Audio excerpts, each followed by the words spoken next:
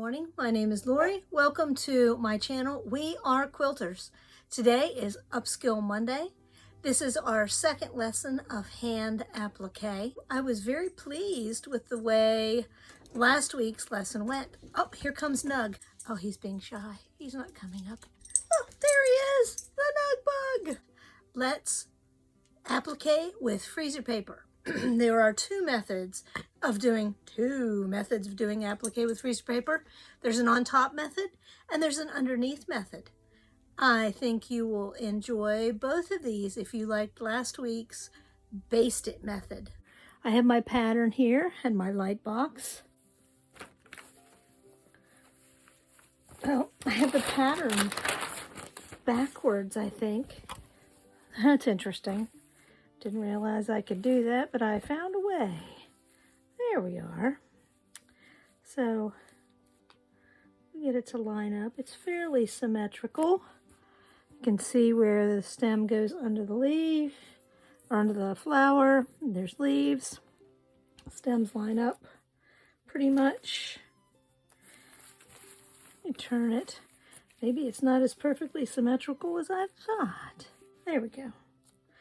So I'm going to grab a couple of pins now that I have that lined up so I can see, because I'm not doing the flowers. You would think I was going to do the flowers, but I'm not. I'm going to make life easy, and I'm going to do the medium-sized leaves today. I just need it to stay on while I'm positioning things, and then I will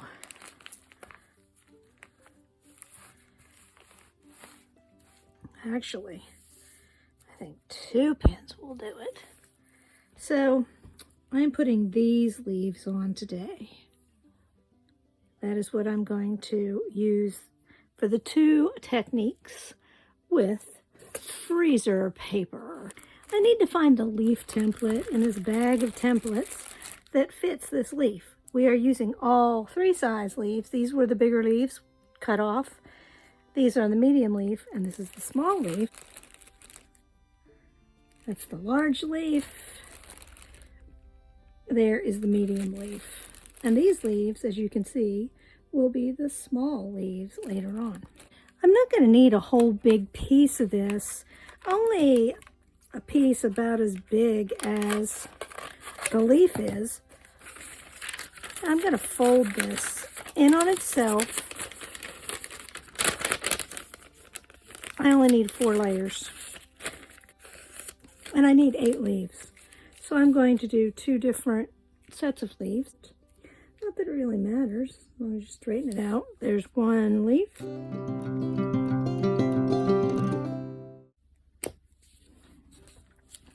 Now, to keep these straight when I cut them, the book that I was using suggests you put 1 staple, because you can remove 1 staple. And I'll pull that out after I cut them. That'd be a good plan to put on my glasses at this point. So I can see a little better. That's all right. Irregularities sometimes make things more beautiful. I'm going with that because that's my philosophy in life.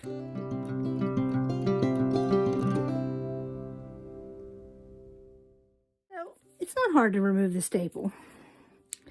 You bend a little bit, you bend it, you flex it. Doesn't matter if it leaves a hole.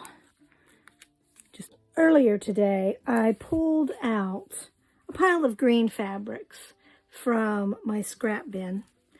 Now, I've already used this lovely dark green and a different green for the stems.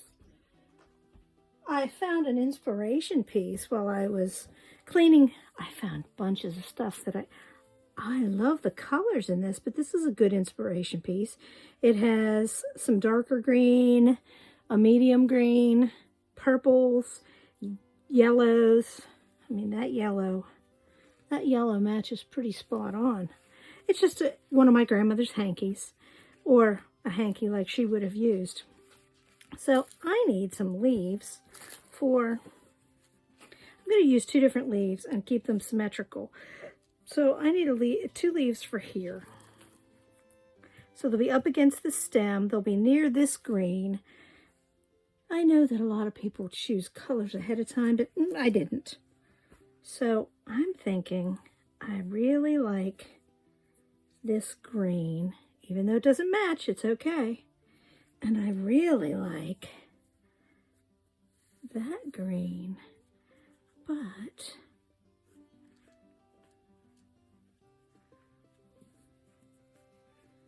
I have some plain green that might look good there too. Okay, let's take a look. It's right there. Or I've got that one, which is a darker. Oh, decisions.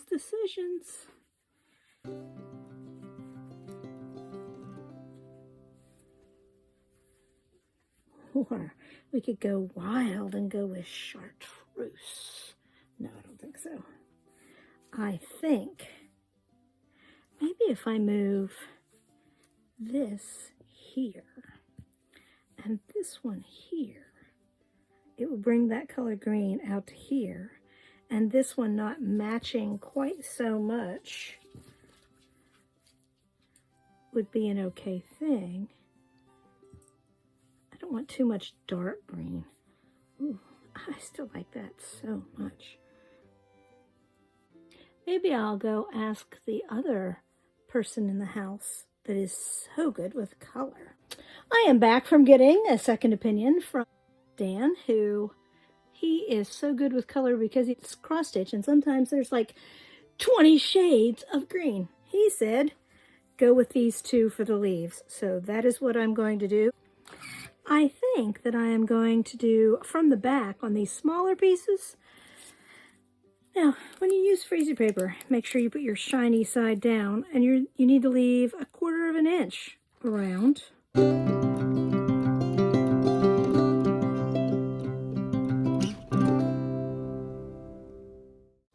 And you can use these over and over again. I've used them probably 10 times or more. I'm going to go cut this fat quarter, a 2.5 inch strip, so I don't have to deal with the whole fat quarter as I am ironing and cutting. On this piece, I'm working from the top down, so I need to leave 1/4 of an inch at least. That means it would be 1/2 an inch between the two.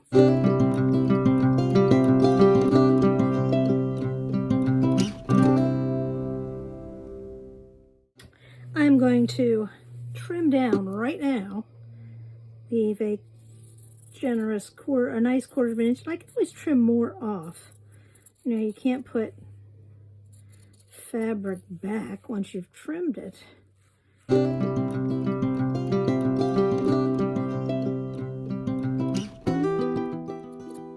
So that one is ready to put on.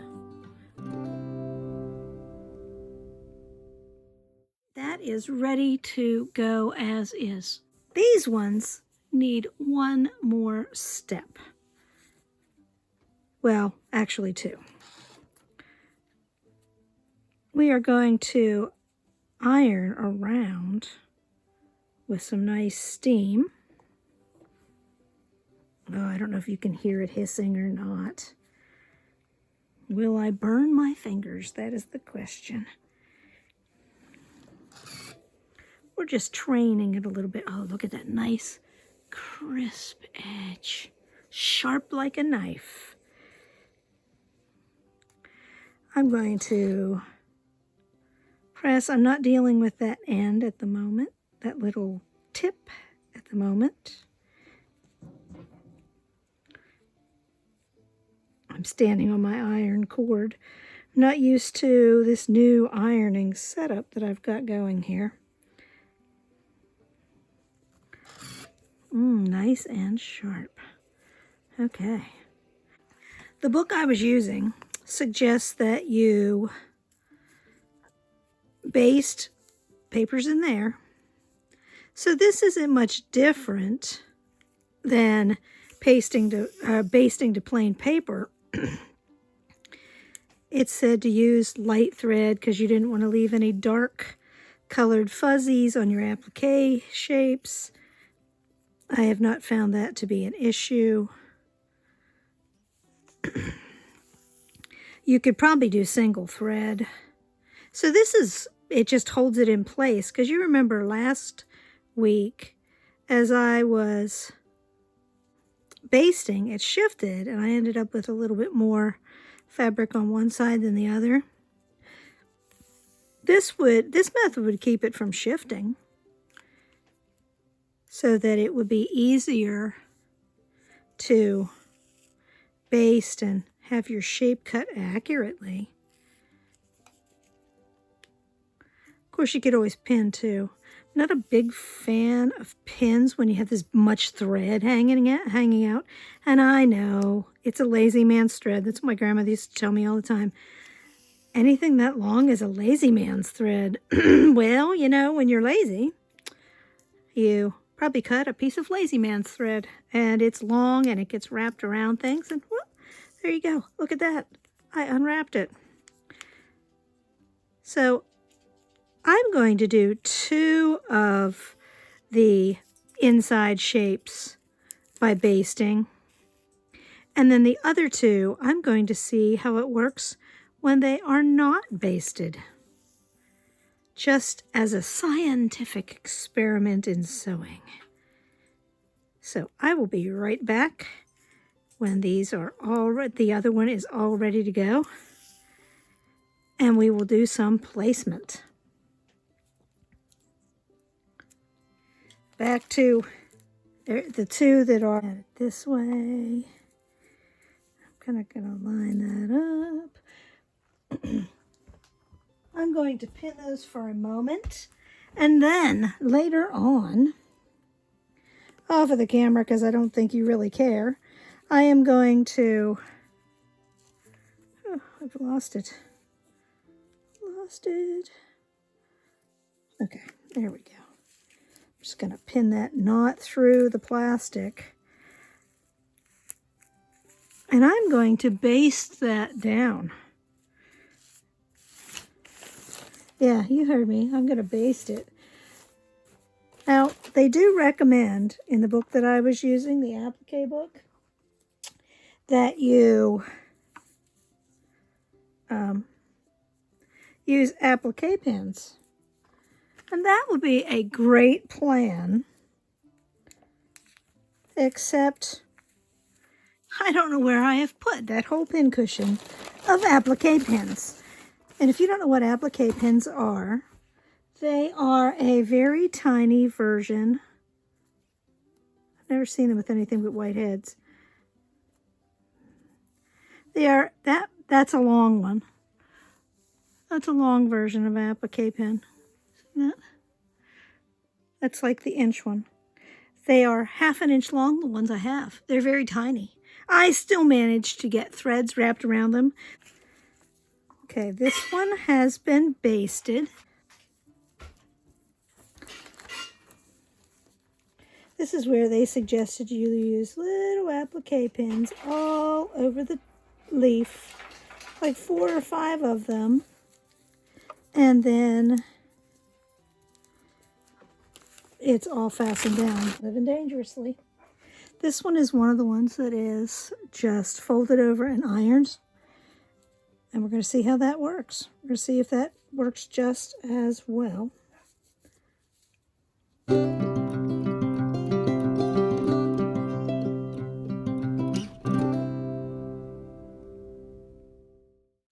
And you know, if it's not perfectly matching the pattern, normally I would be the only one that would know. But since you are here watching me, you will know also. That's okay. Don't tell anyone. It can be our secret. So we are all pinned on. I am ready to baste these down.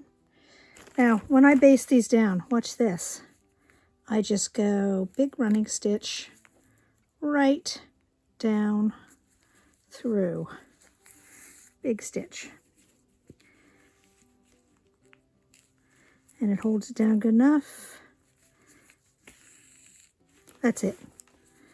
I have a knot in one end, and I leave a little tail on the other, so it's really easy to pull that out. I will let you know how this little experiment goes between the ones that are basted and the ones that aren't basted. Okay, we are choosing thread colors. I think that this one matches this leaf pretty well. If I stretch it out, that's probably as close as I'm going to get. But I have two colors that might work for this. I'm going to go with this one. The darker one blends in better because I'm matching the applique shape. This one's close, and if I didn't have this darker one, I would use this one. First of all, the needle. I like to use a thin, fairly short, it's kind of medium-sized needle with a fairly small eye. And I used to thread my needles by trying to get that thread through that eye. But let me show you a trick. Little end there. And yes, I'm going to slobber on it off camera. I'm going to pinch it between my fingers, and I'm going to put the eye over the thread. Look at that. Threaded, ready to go. Now, I am going to use a single thread for this, and I do need to knot it. That wasn't very good. I like to wrap it around my finger and pull it tight.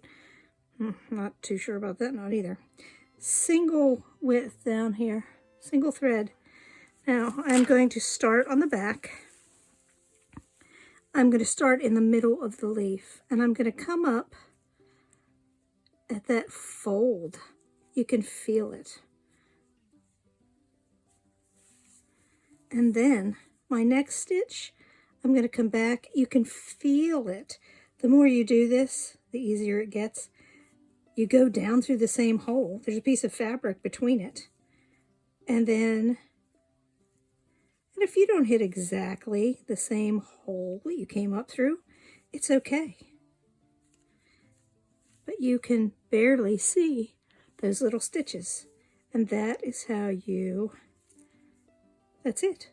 That's all there is to it. And if you don't like where the needle's coming up, don't go through. Pull it back out and start over again there.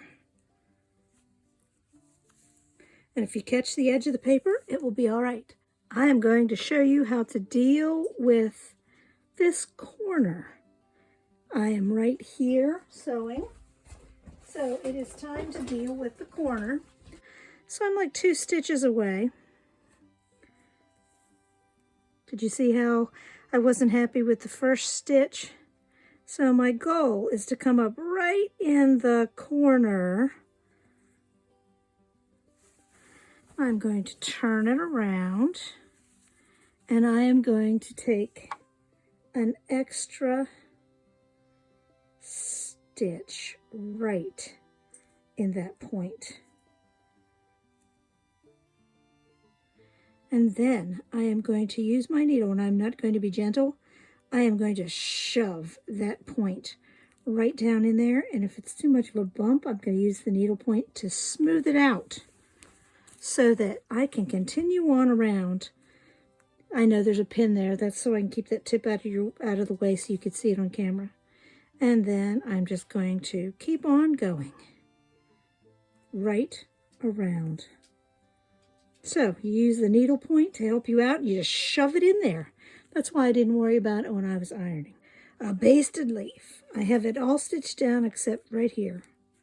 So I need to take out the basting.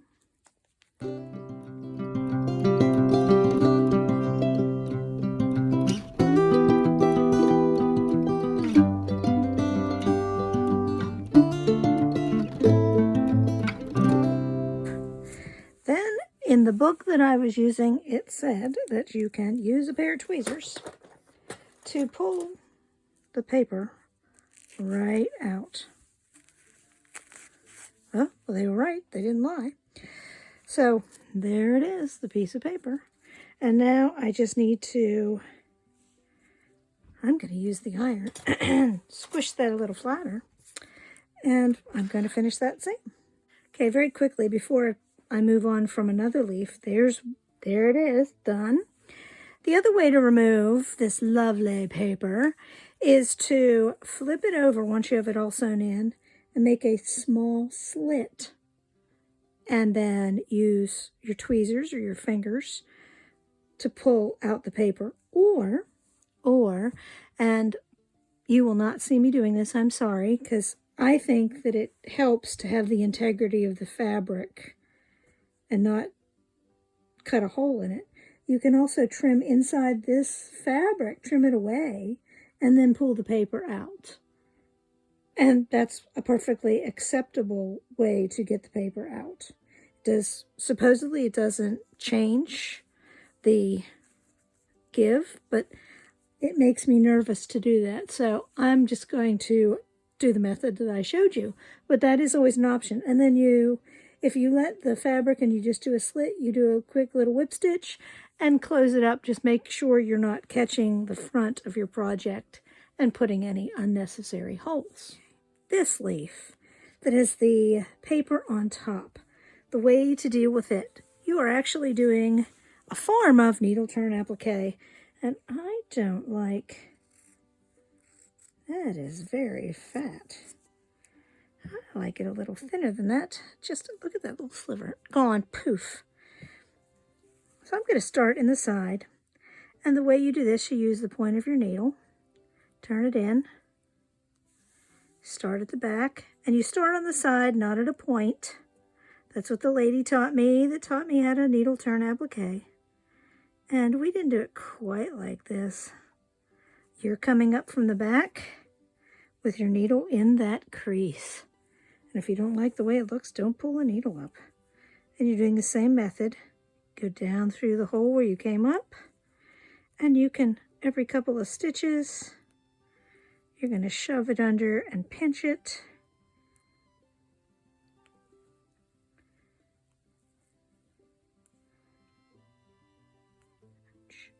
And I stabbed myself. Oh my. I think this method is a little more difficult to see, but it works pretty well. And you keep right on going. After all, it's just hand sewing. I'm finishing the last stitch. I'm taking it to the back. I'm going to go just inside my row of stitches and not through all the layers. And I'm making my knot by going through twice, pulling it tight, cutting it off. And that is done. Now, to remove, you remove the baste, remove the paper, and you are finished. And there it is, a finished leaf. That is not the needle turn I learned how to do, where you kept the paper on, but because it's basted, it stays on. You can iron it back on as many times as you need. I hope you have enjoyed this little tutorial on freezer paper applique, with freezer paper either on the top or on the bottom. Use your needle to your best advantage. Let me know in the comments if this method has been helpful for you, or if this is the way you have done needle turn applique before. I learned needle turn applique a little bit differently than this method, and that will be coming up in a couple weeks. So let me know your thoughts, and I will see you on Wednesday for Build-A-Block, and I will show you my results after I get all those leaves done on Friday's Blabfest. See you later.